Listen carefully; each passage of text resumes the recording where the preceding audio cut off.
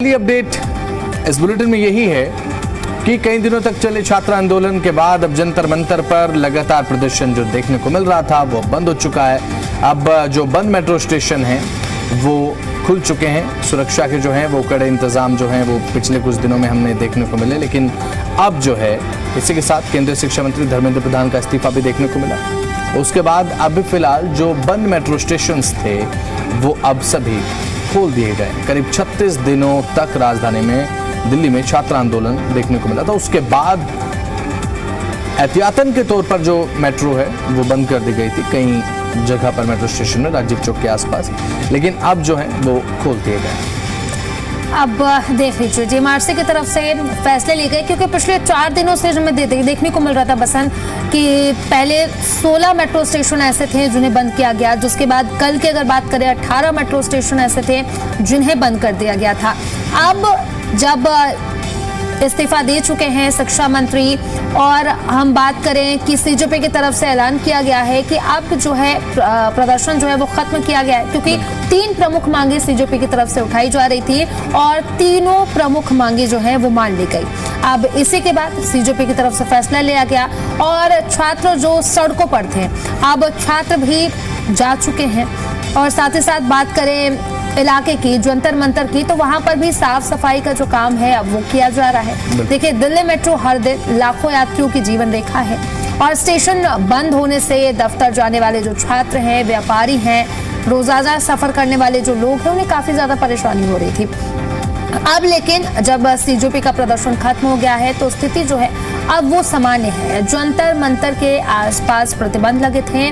पिछले कई दिनों से जंतर मंतर और आसपास के इलाकों में प्रदर्शन जारी था और इसी की वजह से सुरक्षा को देखते हुए दिल्ली मेट्रो की बात करें तो ये बड़े फैसले लिए गए थे। अब प्रदर्शन समाप्त हो गया है और प्रदर्शन के समाप्त होने के बाद जो जेएमआरसी की तरफ से प्रतिबंध लगाए गए थे उन प्रतिबंधों को अब खत्म कर दिया गया है। दिल्ली की जो रफ्तार है, दिल्ली मेट्रो की जो रफ्तार है, जो लोग सुबह सुबह उठ करके अपने दफ्तर जाते थे और सुबह सुबह उन्हें पता चलता था कि सुबह 7:30 बजे से ही मेट्रो स्टेशन बंद है।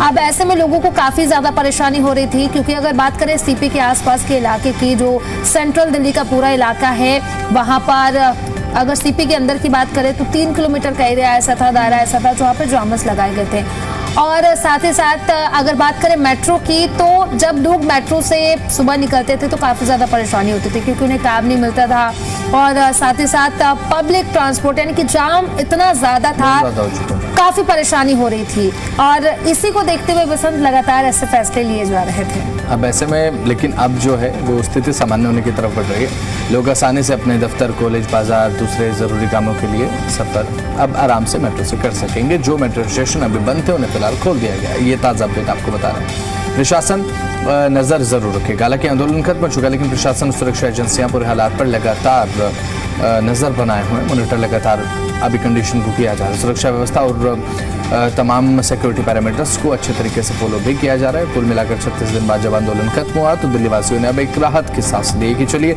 अब स्थिति जो है वो सामान्य होने की तरफ बढ़ रही है। चाहे बात आप मेट्रो की कर लें, ट्रैफिक पर क्योंकि एक प्रतिकूल प्रभाव पड़ रहा था। सोनाली हम देख रहे थे जंतर मंतर के आसपास हैवी ट्रैफिक जैम की कंडीशन थी और लगातार इस दौरान हमने देखा कि भाई मेट्रो सेवा बहुत ज्यादा प्रभावित थी।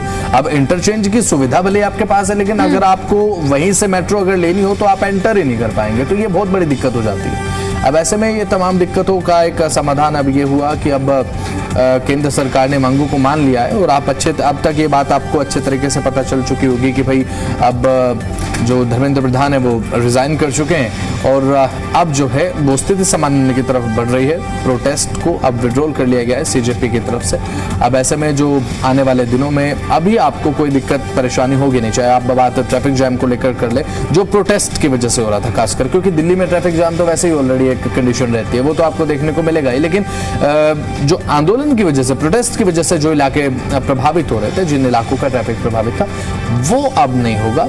अब ये आपको थोड़ी राहत मिल जाएगी। तो चलिए इसी के साथ अब खबरों में आगे बढ़ते हैं। अगर आप दिल्ली, गुरुग्राम या फिर द्वारका से रोजाना करते हैं सफर और साथ ही धौलाकुआं, महिपालपुर या फिर रंगपुरी के ट्रैफिक जाम से परेशान है, तो आपके लिए बहुत अच्छी खबर सोनाली लेकर आई। देखिए केंद्र सरकार ने दिल्ली के लिए एक बड़ी इंफ्रास्ट्रक्चर परियोजना को मंजूरी दे दी है। करीब 6,970 करोड़ रुपए की लागत से 8.1 किलोमीटर लंबा 6 लेन वाला द्वारका रोड टनल कॉरिडोर बनाया जाएगा। इस परियोजना का मकसद ये है कि दिल्ली की ट्रैफिक समस्या कम करना, साथ ही साथ एयरपोर्ट तक आसान पहुंच बनाना और राजधानी की कनेक्टिविटी की जो रफ्तार है उसे और भी ज्यादा बढ़ाना। क्योंकि जिस तरीके से बसंत हमें देखने को मिलता है, आप दिल्ली में निकल जाओ और घंटों घंटों आप ट्रैफिक जाम में फंस जाते हैं। अब इसी को लेकर के लगातार दिल्ली सरकार जो है वो चाहती है कि कम से कम बेहतर लेन बने और लोग जो हैं वो आराम से निकल जाए, फराटेदार तरीके से, उनको इंतजार ना करना पड़े। बिल्कुल, लेकिन अभी फिलहाल जब ये निर्माण शुरू होगा टनल कॉरिडोर का, तो ऑब्वियस सी बात है इतना निर्माण नहीं हो जाएगा भाई, इतना तो देखिए समस्या रहेगी। अब ऐसे में आसान भाषा में अगर मैं आपको समझाऊं तो परियोजना क्या है, तो कुल मिलाकर ये कि लोगों का फायदा क्या होगा और आपको ये खबर क्यों पता होनी चाहिए। क्या है द्वारका रोड टनल कॉरिडोर, बताते हैं आपको।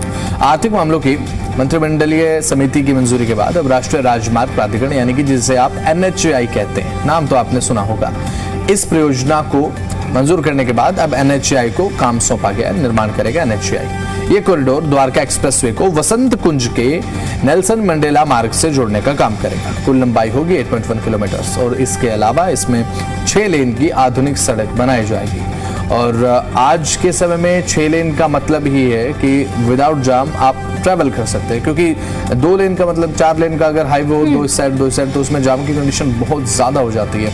अब ऐसे में 6,970 करोड़ रुपए की लागत इसमें आने वाली है। मेगा परियोजना है, बड़ी परियोजना है। इस परियोजना पर करीब हमने आपको बताया कि 6,970 करोड़ रुपए खर्च किए जाएंगे। सरकार का कहना है कि ये सिर्फ एक सड़क नहीं है, बल्कि दिल्ली की ट्रैफिक व्यवस्था को बदलने वाली एक बहुत बड़ी परियोजना हम ऑन ग्राउंड उतार रहे हैं।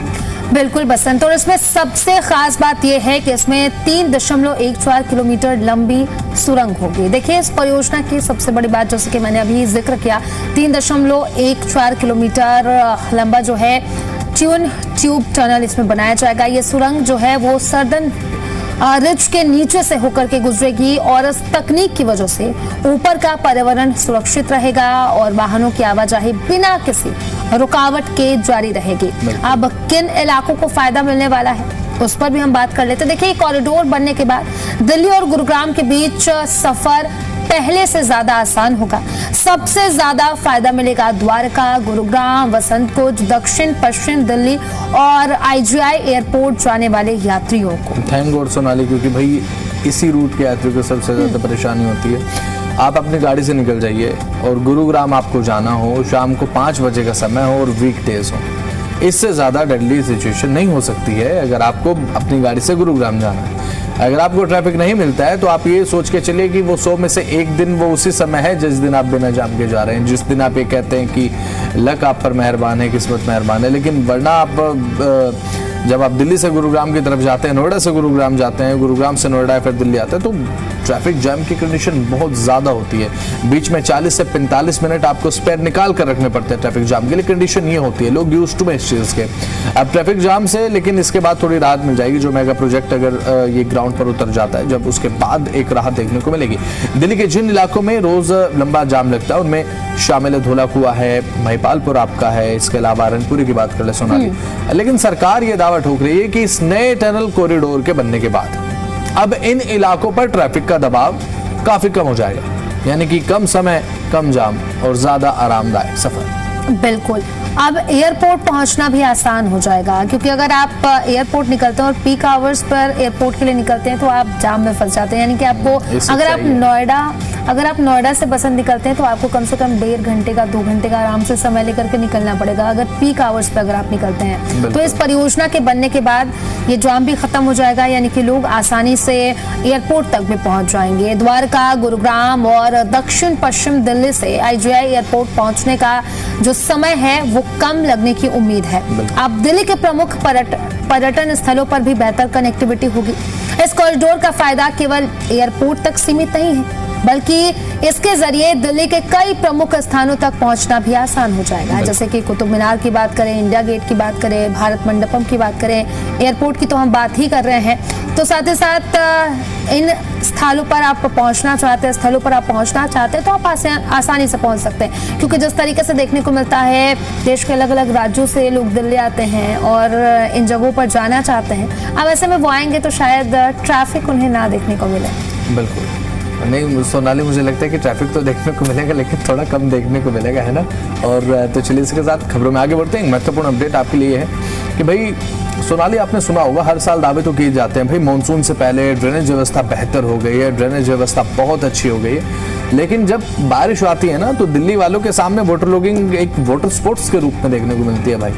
अब राजधानी दिल्ली में मानसून के बीच में दिल्ली की बादली विधानसभा से हमारे पास कुछ तस्वीरें भी आई हैं और साथ ही साथ कई अलग अलग इलाकों से भी तस्वीरें आई हैं जहां पर इस समय लोग बदहाल सड़कों और गंदे नालों से परेशान हो चुके हैं। आरोप ये है कि बारिश शुरू होने के बावजूद भी पीडब्ल्यूडी के नालों की समय पर सफाई नहीं करवाई गई और इसके कारण गंदा पानी सड़कों पर बह रहा है। हालात ऐसे हैं कि कई जगहों पर कीचड़ और जल भराव से लोगों का पैदल निकलना भी मुश्किल हो गया है। अभी मानसून का पीक नहीं है सोनाली, लेकिन उसके बावजूद भी कंडीशन जो है वो प्रतिकूल हो रहे हैं। बिल्कुल, अब स्थानीय लोगों का इसको लेकर के कहना है कि नालों के ऊपर लगे कई ढक्कन भी गायब हैं, जिससे कभी भी बड़ा हादसा हो सकता है।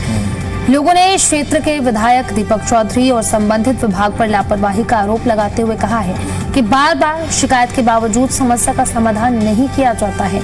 स्थानीय निवासियों की मांग है कि नालों की तत्काल सफाई कराई जाए और खुले नालों को ढक्कन जो है लोगों को सुरक्षित वहां पर सुनिश्चित कराया जाए, क्योंकि खुले नाले की वजह से कई ऐसी घटनाएं भी सामने आ चुकी हैं, कई लोगों की जानें जा चुकी हैं और इसमें लोग गिर जाते हैं। चूंकि जब जल भराव की स्थिति बनती है तो नीचे नजर नहीं आता कि गड्ढा है क्या है।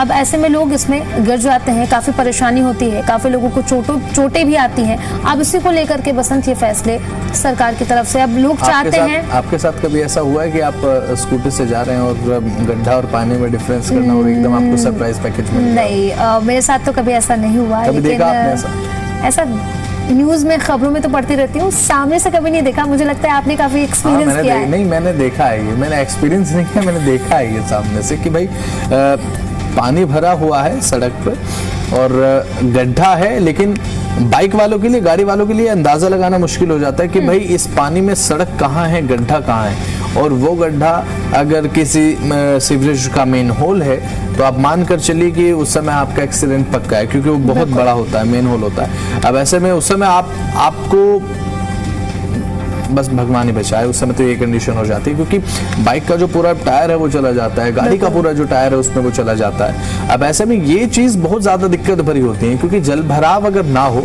तो सड़क पे क्लियरली विजिबल होता है मैं कहाँ से अपने वाहन को लेकर जाना है, लेकिन अगर आपको ये पता ही नहीं चलेगा कि आपको जाना कहाँ से, तो then you will be blind on that time और उस समय आपके लिए बहुत ज्यादा मुश्किल हो जाता है। लेकिन और यही सिचुएशन होती है कि जब, क्योंकि गाड़ी का अगर एक टायर उस होल में चला जाता है, पोर्ट होल में चला जाता है, मेन होल में चला जाता है, तो उस समय गाड़ी वालों के लिए आसान रहता है। लेकिन अगर बाइक के साथ ऐसा हो जाए तो चोटिल होने की संभावना 100% होती है। तो बादली से जो तस्वीरें सामने आई हैं वो तो हम आपको दिखाई रहे हैं, लेकिन अब सरकार की भी ये मुझे लगता है कि एक जिम्मेदारी तो है ही और सरकार कह भी रही है कि हम निभा रहे हैं। पिछले साल के मुकाबले थोड़ा सा कम जल भराव तो देखने को मिला, लेकिन बारिश में भी बहुत ज्यादा नहीं पड़ी है सोनाली, बी नवंबर, ये हमें जरूर ध्यान में रखना होगा।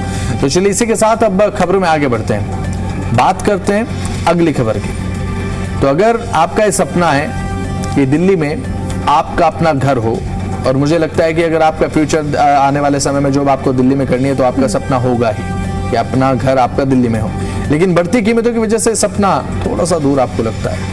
तो ये खबर जो है बसंत, बिल्कुल अब जो आने वाली जो हमारी खबर है जिस पर हम बात करने वाले हैं, ये खबर आपके लिए, क्योंकि बसंत मुझे लगता है कि दिल्ली में घर खरीदना, जो अलग अलग राज्यों से भी लोग आते हैं या फिर जो किराए पर दिल्ली में लोग रह रहे हैं, वो बस यही सोचते हैं कि दिल्ली में अपना एक घर हो जाए, अपना एक मकान हो जाए। तो देखिए, दिल्ली विकास प्राधिकरण यानी कि DDA लेकर के आया है कर्मजीवी आवास योजना 2026, जिसके तहत 1224 ready to move free hold flat 25% तक की छूट के साथ दिए जा रहे हैं। और सबसे खास बात यह है कि इस बार फ्लैट लॉटरी से नहीं बल्कि फर्स्ट कम फर्स्ट सर्व, यानी कि जो पहले बुक करेगा उसे पहले मौका मिलेगा। पहले आओ पहले पाओ, पहले आओ पहले पाओ। तो आइए समझते हैं कि आखिर ये योजना क्या है, कौन इसके लिए आवेदन कर सकते हैं और कितना पैसा इसमें लगेगा। तो सबसे पहले बसंत ये बता दीजिए कि आखिर ये योजना है क्या। बिल्कुल, तो दिल्ली विकास प्राधिकरण DDA ने उत्तरी दिल्ली के नरेला इलाके में तैयार फ्लैटों की एक नई योजना को लॉन्च कर दिया। फ्लैट तैयार हो चुके हैं आपके लिए। अब इस योजना के तहत कुल 1224 ready to move free hold flats उपलब्ध है। मतलब ये है कि फ्लैट तैयार है, खरीदते ही आपको तुरंत उसमें कब्जा मिल जाएगा और संपत्ति का पूरा मालिकाना हक भी खरीदार के पास रहेगा। इस योजना की शुरुआत 24 जुलाई 2026 से रजिस्ट्रेशन के साथ शुरू हो चुकी है और जबकि 15 अगस्त 2026 से फ्लैटों की बुकिंग भी शुरू हो जाएगी। यानी कि डेट बुक कर ले, 15 अगस्त से आप बुक कर सकते हैं अपना फ्लैट। अगर आप चाहते हैं कि इस योजना के तहत आपको घर मिले और आप इसके लिए अगर एलिजिबल हैं, देन यू कैन अप्लाई। अब पूरी प्रक्रिया ऑनलाइन रहने वाली है, फर्स्ट कम फर्स्ट सर्व। इसका मतलब यह है कि अगर आप पहले जाओगे तो आपको ही फर्स्ट प्रायोरिटी में रखा जाएगा। तो देखिए, इस बार डीडीए ने लॉटरी सिस्टम खत्म कर दिया है। पहले लॉटरी सिस्टम पर काम किया जाता था, लेकिन अब ऐसा है, फर्स्ट कम फर्स्ट सर्व है। पहले आइए, आपने अगर पहले बुक किया है तो पहले आपको मौका दिया जाएगा और इसके पहले पूरी बुकिंग की जाएगी और साथ ही साथ उसे अपनी पसंद का फ्लैट चुनने का भी मौका मिलेगा। इसलिए अगर आप आवेदन करना चाहते हैं तो ज़्यादा इंतज़ार मत कीजिए। सबसे पहले अगर आप फ्लैट लेना चाहते हैं तो आप पहले बुकिंग कीजिए, क्योंकि अगर आप बुकिंग करते हैं तो सबसे पहला मौका जो है आप ही को दिया जाएगा। और कितने फ्लैट हैं, कौन कौन से विकल्प हैं, वो भी बता दीजिए। बिल्कुल, इस योजना में 3 कैटेगरी के फ्लैट उपलब्ध हैं। देखिए, फर्स्ट है 1 BHK और साथ ही साथ 2 BHK के फ्लैट्स भी अवेलेबल है। इसी के साथ साथ 3 BHK के फ्लैट्स भी अवेलेबल है। यानी कि सोनाली, और अलग अलग कैटेगरी के फ्लैट हैं और अलग अलग कैटेगरी के जो बायर्स है, कस्टमर है, वो इनको प्रेफर करते हैं। तो 1 BHK के 384 फ्लैट है, आप बुक कर सकते हैं। पहले आओ पहले पाओगे तर्ज पर फ्लैट मिलेगा। 432 फ्लैट है 2 BHK, सबसे हैवी डिमांड में रहते हैं 2 BHK भाई, क्योंकि मिडिल क्लास मैन के लिए 2 BHK is preferable than others. और 408 फ्लैट है 3 BHK, थोड़े से कम बार्स होते हैं, लेकिन इसमें वो रहते हैं जो जिनकी जॉइंट फैमिली वगैरह होती है, फैमिली में ज्यादा सदस्य होते हैं ना, 1-2 कमरे में काम चलता नहीं है। तो यानी कि छोटे परिवार से लेकर बड़े परिवार तक सभी के लिए विकल्प मौजूद हैं। 25% छूट के बाद कितनी कीमत आपको अदा करनी पड़ेगी? अब सबसे बड़ा सवाल यही है, आखिर फ्लैट की कीमत कितनी है, ये जानकारी तो लेगी भाई, पैसा कितना लगेगा वो बताइए जरा। अब ऐसे में करीब 33 लाख से 40,000 रुपए तक, 33,40,000 रुपए शुरुआती कीमत 1 BHK की है ना। और 2 BHK की शुरुआती कीमत 75,55,000 रुपए से शुरू होगी और 3 BHK की शुरुआती कीमत होगी 1,06,50,000 रुपए के आसपास है। हालांकि जो इसकी लास्ट कीमत रख जाएगी वो फ्लैट के आकार और साथ ही उसकी लोकेशन के हिसाब से, आप जो फ्लैट चुनेंगे उसके हिसाब से जो एक फाइनल कॉर्नर है पेमेंट का वो तय होगा। कौन कौन आवेदन कर सकता है? इस योजना में सबसे बड़ी खासियत ये है कि पात्रता का दायरा पहले से बहुत ज्यादा बढ़ चुका है। अब आवेदन कर सकते हैं, इस पर भी हम बात कर लेते हैं, कौन कौन आखिर आवेदन कर सकता है। देखिए, सरकारी कर्मचारी तो उसके लिए आवेदन कर ही सकते हैं, लेकिन जो प्राइवेट सेक्टर के प्रोफेशनल्स हैं वो भी अप्लाई कर सकते हैं। यानी कि सबसे अच्छी बात यह है कि जो अदर लोग हैं जो दिल्ली में रहते हैं, अपना फ्लैट लेना चाहते हैं और उनके पास सरकारी नौकरी नहीं है, उसके बावजूद भी वो डीडीए फ्लैट्स के लिए आवेदन कर सकते हैं। अब इसी के साथ बसंत खबरों में आगे बढ़ते हैं, आगे की अपडेट भी अपने दर्शकों को दे देते हैं। देखिए, अगर आप सरकारी स्कूल में पढ़ा रहे हैं और लंबे समय से प्रमोशन या फिर बड़े पद का इंतजार कर रहे हैं तो ये खबर जो है आपके लिए बेहद जरूरी है। कर ही रहे होंगे मुझे लगता है। बिल्कुल बसंत। अब देखिए, दिल्ली सरकार के शिक्षा विभाग में प्रिंसिपल और वाइस प्रिंसिपल के कुल 828 पदों पर भर्ती होने जा रही है। भर्ती प्रक्रिया यूपीएससी के जरिए होगी। आवेदन कौन कर सकता है, क्या कुछ योग्यता रहने वाली है, एलिजिबिलिटी क्या कुछ है, एज की जो लिमिटेशन है वो क्या है, फीस कितने लगेगी, सब कुछ बसंत बता दीजिए।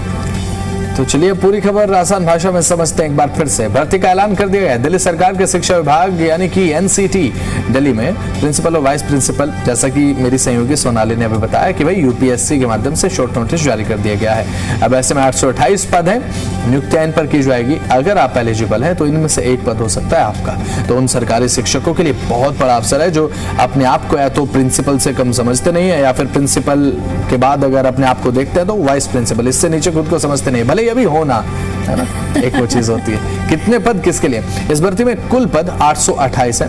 124 प्रिंसिपल पद के लिए, 704 पद वाइस प्रिंसिपल के लिए। बहुत प्रोबेबिलिटी चांस की आप वाइस प्रिंसिपल बन सकते हैं, यानी सबसे ज्यादा जो वाइस प्रिंसिपल के पद पर भर्तियां की जाएगी। आवेदन कब से आप कर सकते हैं? आवेदन करना चाहते हैं तो तारीखें याद रखना बहुत ज्यादा जरूरी है। अब ऐसे में क्योंकि जो शॉर्ट नोटिस इशू किया गया था वो दिया गया था 21 जुलाई 2026 को।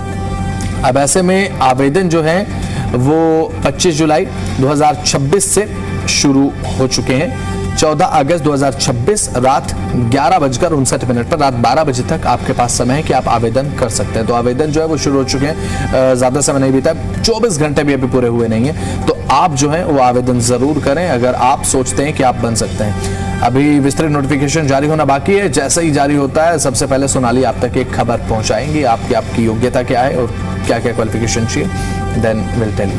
तो चलिए इसी के साथ खबरों में आगे बढ़ते हैं, बात करते हैं पेट्रोल और डीजल की, यानी कि फ्यूल अपडेट्स आखिर क्या है। आज दिल्ली में पेट्रोल अगर आप खरीदने जा रहे हैं तो आपको अपनी बाइक में या फिर गाड़ी में पेट्रोल डलवाना है तो आपको 1 लीटर मिलेगा 102 रुपए 12 पैसे प्रति लीटर के हिसाब से। डीजल की कीमत है 95 रुपए 20 पैसे प्रति लीटर और सीएनजी की कीमत है जहां पहुंची है 83 रुपए 9 पैसे प्रति किलोग्राम के हिसाब से। अब नोएडा में अगर बात करें तो पेट्रोल की कीमत है 102.12 पर लीटर के हिसाब से, डीजल की कीमत की बात करें तो यह है 95.56 पर लीटर के हिसाब से। वहीं अगर बात करें सीएनजी की तो उसकी कीमत है 91.70 प्रति किलोग्राम के हिसाब से। गुरुग्राम की अगर हम बात करें तो पेट्रोल की कीमत है 102.97 पर लीटर के हिसाब से। अगर बात करें डीजल की तो यह है 95.44 पर लीटर के हिसाब से और बात करें सीएनजी की कीमत की तो यह है 88.12 पर केजी के हिसाब से। तो चलिए इसी के साथ अब बात करते हैं गोल्ड और सिल्वर की, क्योंकि गोल्ड और सिल्वर पर सभी की निगाहें होती हैं, सभी वेट करते हैं गोल्ड और चांदी के दाम क्या हैं। अब ऐसे में जो सोने के भाव हैं, 24 कैरेट 10 ग्राम सोना आपको मिलेगा आज सोनार की दुकान पे 1,44,930 रुपए प्रति 10 ग्राम के हिसाब से। वहीं अगर चांदी की कीमत की बात करें तो उसकी कीमत है 2,40,000 रुपए पर किलो के हिसाब से। तो देख लीजिए आप सोना लेना चाहते हैं, चांदी लेना चाहते हैं, क्योंकि मुझे ऐसा लग रहा है कल के मुकाबले सोने और चांदी दोनों की कीमतों में गिरावट देखने को मिली है। तो वैसे में गोल्ड और चांदी की कीमतें जो हैं वो आपकी स्क्रीन पर है, तो सोने चांदी के भाव क्या हैं वो आप देख लीजिए।